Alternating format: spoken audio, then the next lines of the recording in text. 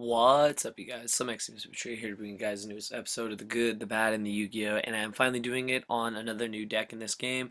I'm doing it on Bujins. The reason being is that this deck hasn't gotten as much attention as I thought it was going to. It originally, which I found out, was called the War Gods. I believe that's what the deck was in Japan, or whatever else it was called, and then they eventually did change the name to Bujins. And this was a deck that not a lot of people knew about. I had heard all about all the hype behind this card here, Bujin Yamato, and it made me wonder, how good is this deck? Is this deck going to be something we're going to see soon at most regionals and most YCSs? Is it going to be a top contender? What kind of deck is it going to be?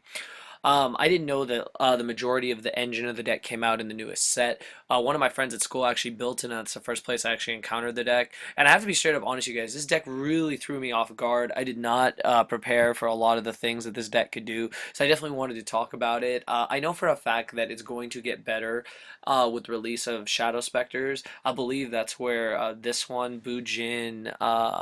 Mikazuki, or I don't know how to pronounce it, comes out, which I believe it's an MST, which is really cool. So I'm just gonna give you guys like my whole like synopsis on this deck since I have played against it and I have actually played with it. I'll talk about what's good about it. So what's good about this deck?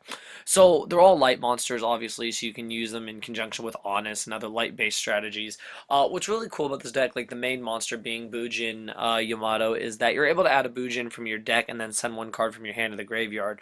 With its effect at the end phase. It's 1800, which is pretty solid for a base monster, and the ability to load your graveyard is very important, which is something I found out about this deck. This deck basically functions throughout the graveyard, which is really cool for the deck. It relies on having Bujin Yamato on the field at all times. So basically, it's protect the Yamato and use the graveyard effects to beat your opponent. Another thing, I'm actually going to save this card for last because I have to talk about this card. This card is ridiculous. I'll get into that a little bit. All right, you have Bujin Quillin. This card's really cool. You're able to banish it from the graveyard, and you're able to target a card your opponent controls and destroy that target for face-ups. Really good when you're trying to get around problematic monsters that can be in your way. It is very annoying, especially when you see it in the graveyard. If you don't have a way to protect your monster, which most decks don't, you aren't able to really do anything to that. So this card's really, really cool. Very annoying, but it's still really cool. And then Bujin Turtle. Bujin Turtle is like a living nightmare for the fact that if you try to use something to target a Bujin, all they do is banish it and negate the effect, and they can do that multiple times. So if you have like say multiple cards that target, like you're trying to use D Prison, you're trying to use like Phoenix with Wing Blast, you're trying to use Compulse, etc. You're trying to use Gale's effect. They just banish the turtle and negate it. Granted, it doesn't destroy, but negating the effect is good enough. Kind of crazy how the deck works, being able to load the graveyard and just negate stuff as they go along. That's something that really attracted me to the deck, is that I really like that ability to banish from the graveyard and just totally just knock out all your opponent's resources, make them use up their resources like that. So I thought that was really cool. And then yes, we're gonna talk about Bujin Crane. This card is it's so ridiculous. All the crazy things it can do.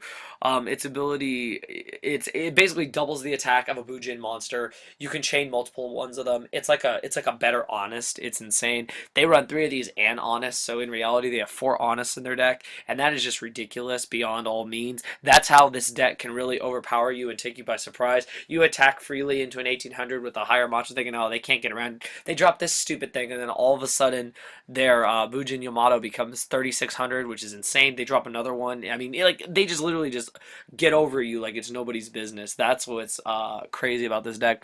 And not only that, but also some of the support cards they have, the ones I saw, Bujin Carnation. So if your opponent controls a monster and you control no monsters, you're able to target a Bujin monster in your graveyard and one of your banished ones that you banish for the graveyard effects, and you're able to special summon both of them. They can't be used in XYZ material except for the summon of a Beast Warrior, or Winged Beast type. But that's what all the Bujins are. So basically, you just bring out these guys. This is the only one I've seen. I don't know if the other one is out yet, but this is Susanoo, or however you pronounce it. And this card is like on a Surah Priest. It's insane. You're able to take a Bujin monster from your deck. from your deck and either add it to your hand or send it to the graveyard. And I mean, this thing is just ridiculous. Having an Asura Priest is great, being able to just run over everything. Built into a monster, plus the fact that it works in conjunction with all the Bujins is just kind of crazy. Another card is their trap card, their sword, which gives you the option to target one of the Bujins in your graveyard and add to your hand, or target a banished one and send it to the graveyard. So basically, it's reusing your monsters any way possible. And I think that's something that is really cool about the deck. Now, what's bad about the deck? Honestly, I think the deck is a little slow. My friend was playing and he said that he felt that the thing is like, yeah, it's like it does a lot of cool things, but it is kind of slow right now. It needs Shadow Specters, it needs more consistency, and it needs the ability to get to more cards. So that would I say is the bad thing about it. Also, since it's light based, it can get hurt by cards like Light Imprisoning Mirror, and it being a graveyard based deck, it can get hurt by cards like Imperial Ironwool. They're not able to banish for the effects, and Necro Valley not being able to use their graveyard stuff at all. So those are the bad things. And then what's the Yu-Gi-Oh part about it? Let's be honest, they have 4 Honest. That's ridiculous. They have the ability to work with so many decks. I've heard a lot of people saying they're going to run this deck in conjunction with Light Sworns, which is really exciting because I always have liked Light Sworns. So Light Sworns with this as an added engine to the deck is amazing. You're also able to use cards like Fire Formation Tenki. You're able to use Horn of the Phantom Beast. You're able to use a lot of really cool cards in this deck. So I definitely think this deck is going to be a contender in the format. I don't know if it'll be top tier, but I know it's definitely going to be a fun deck to run. I know a lot of people are going to try and run it and try to make it work really well. The build I would definitely go with if I had the chance right now would be to make it with Lightsworn. I really want to see how people do with that.